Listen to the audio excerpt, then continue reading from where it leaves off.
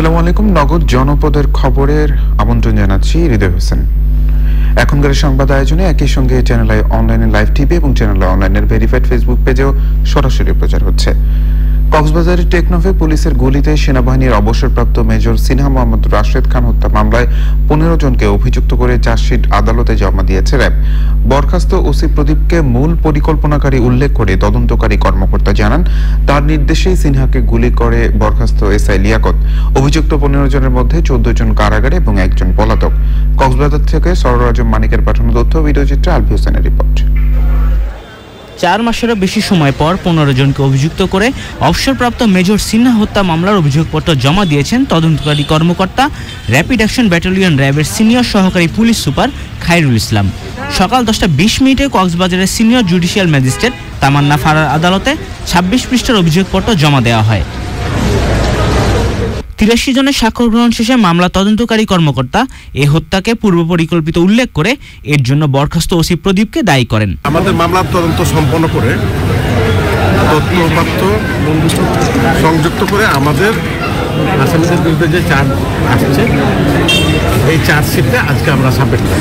15 জন অভিযুক্তদের মধ্যে 14 জন কারাগারে, বাকি একজন পুলিশের এসআই সাগরদেব পলাতক। গ্রেপ্তারদের মধ্যে 12 জন আদালতে স্বীকারোক্তিমূলক জবানবন্দি দিয়েছেন। ওসি প্রদীপ কুমার দাস ও তার দেহরক্ষী লিটন শর্মা এখনো জবানবন্দি দেননি।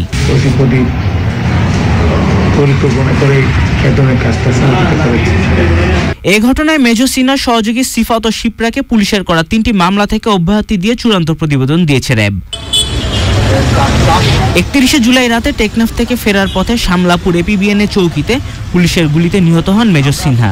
5 আগস্ট সিনহার বোন শারমিন শাহরিয়ার ফেরদৌস বাদী হয়ে সিনিয়র জুডিশিয়াল ম্যাজিস্ট্রেট আদালতে মামলা করেন।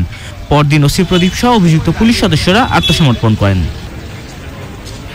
Alvi Hossain, channel I. চট্টগ্রামের সাতকানিয়া উপজেলার সোনাকানিয়া ইউনিয়ন পরিষদের চেয়ারম্যান আমজাদ হোসেন হত্যা মামলায় 10 আসামিকে মৃত্যুদণ্ড ও 5 আসামিকে যাবজ্জীবন কারাদণ্ডাদেশ দিয়েছেন আদালত। চট্টগ্রাম বিভাগীয় দ্রুত বিচার ট্রাইব্যুনালের বিচারক এ.কে.এম. মোজাম্মেল হক রায় দেন। 4 জনকে বেকসুর খালাস দেওয়া হয়েছে। 1999 সালের 4 অক্টোবর রাত 12টায় সাতকানিয়া থানার মির্জাখিল বাংলাবাজার এলাকার একটি চায়ের দোকানে বসে কথা বলার সময় আওয়ামী লীগ নেতা ও ইউনিয়ন চেয়ারম্যান আমজাদ হোসেনকে গুলি করে হত্যা করে সন্ত্রাসীরা। হত্যাকাণ্ডের পর 20 জনকে আসামি করে সাতকানিয়া থানায় একটি মামলা দায়ের করেন তার স্ত্রী সৈয়দা রওশন আক্তার। মামলাটির তদন্ত শেষে 2000 সালের 22 ডিসেম্বর 20 জনের বিরুদ্ধে আদালতে অভিযোগপত্র জমা দেয় পুলিশ। বিজয়ের 49 বছর পার হলেও অন্ধকার কাটেনি মুক্তিযোদ্ধা জয়গুণের।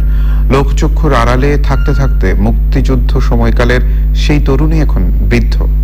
জীবনের শেষ সময়েও পাননি রাষ্ট্রীয় কোনো স্বীকৃতি বা সহযোগিতা। মৌলভীবাজার থেকে এম.এ. সালামের পাঠানো তথ্য, ভিডিওচিত্রে সুমন সারোয়ারের রিপোর্ট। 1971 সালে বিভীষিকাময় সময়ে মৌলভীবাজারের শমশেরনগর ভাদার দেউল গ্রামের 5ম শ্রেণীর ছাত্রী জয়গুন্নার খানমকে ধরে নিয়ে যায় পাকিস্তানি সেনারা। শমশেরনগর ডাক বাংলোর ক্যাম্প ছিল অস্থায়ী বন্দি শিবির ও নারী নির্যাতনের স্থান। সেখানে দীর্ঘ সময় নির্যাতনের শিকার হন তিনি।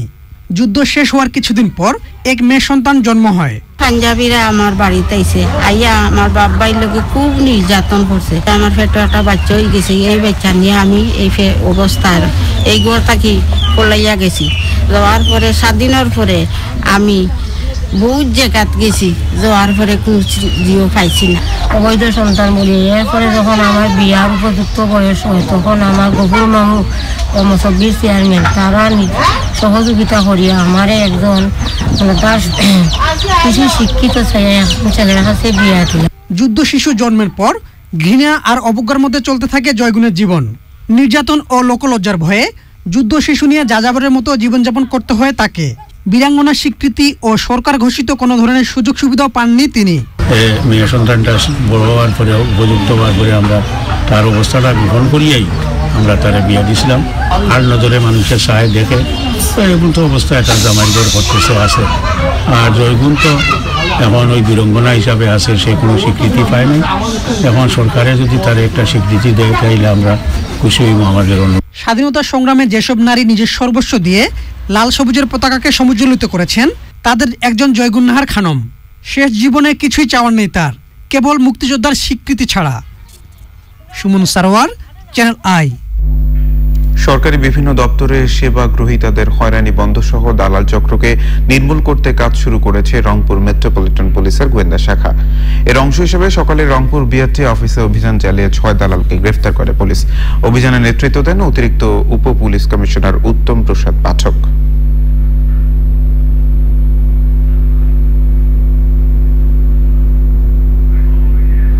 মেহেরপুরে পণ্য প্রতিষ্ঠান ও ব্যক্তি প্রচারের বলি হচ্ছে বৃক্ষ।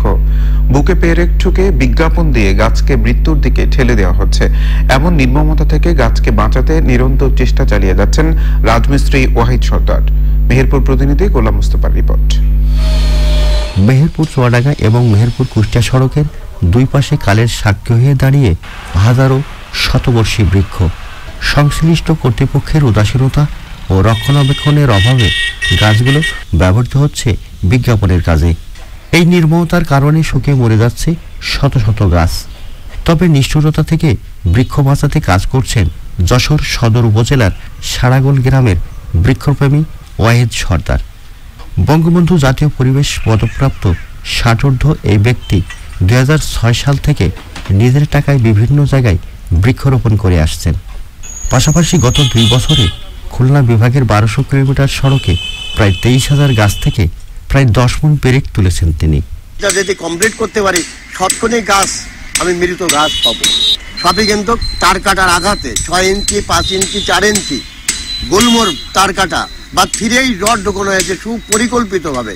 কেমন দোকানের সামনে একটা গাছ আছে, এই গাছটা কাটতে পারছে না, যাতে রাষ্ট্রের গাছ, যার জন্য ওকে মেরে ফেলতে হবে। পরিকল্পিতভাবে থিরেই রড ওর ভিতরে ঢোকানো হয়েছে মারার জন্য। রাজনীতিবিদদের সহযোগিতা পেলে এ ধরনের কর্মকাণ্ড কমে আসবে বলে মনে করে বন বিভাগ। যৌথ অভিযান চালিয়ে বিভিন্ন সময়ে বিগত সময়গুলোতে আমরা এই পেরেক ব্যানার ফেস্টুন অপসারণ করেছি। যারা ব্যানার ফেস্টুনগুলো টাঙিয়ে থাকেন তাদেরকে আমরা বোঝানোর চেষ্টা করেছি। পরিবেশবিদরা বলছেন গাছের গায়ে পেরেক মারার কারণে গাছের স্বাভাবিক বৃদ্ধি বাধাগ্রস্ত হয়।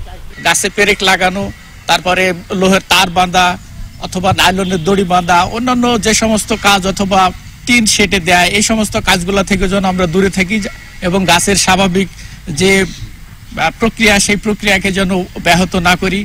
শতবর্ষী গাছ রক্ষায় বিজ্ঞাপন দেওয়া প্রতিরোধ করতে সবাইকে এগিয়ে আসার আহ্বান পরিবেশবিদদের। মেহেরপুর থেকে Golam Mostafa, Channel I. Channel I সংবাদের চিফ ভিডিও এডিটর ইমরান হোসেনের বাবা মোহাম্মদ আবুল হোসেন মৃধা মারা গেছেন। ইন্না লিল্লাহি ওয়া ইন্না ইলাইহি রাজিউন। রাজধানীর গ্যাস্ট্রো লিভার হাসপাতালে চিকিৎসাধীন অবস্থায় সকাল 8:30টায় তিনি শেষ নিঃশ্বাস ত্যাগ করেন। তার বয়স হয়েছিল 78 বছর। আবুল হোসেন দীর্ঘদিন ধরে ডায়াবেটিস, কিডনি ও ফুসফুসের জটিলতায় ভুগছিলেন। নভেম্বরে তিনি করোনা ভাইরাসে আক্রান্ত হয়েছিলেন। তার মৃত্যুতে চ্যানেল আই পরিবার শোকাহত। এই ছিল নগদ জনপদের খবর। ধন্যবাদ সবাইকে।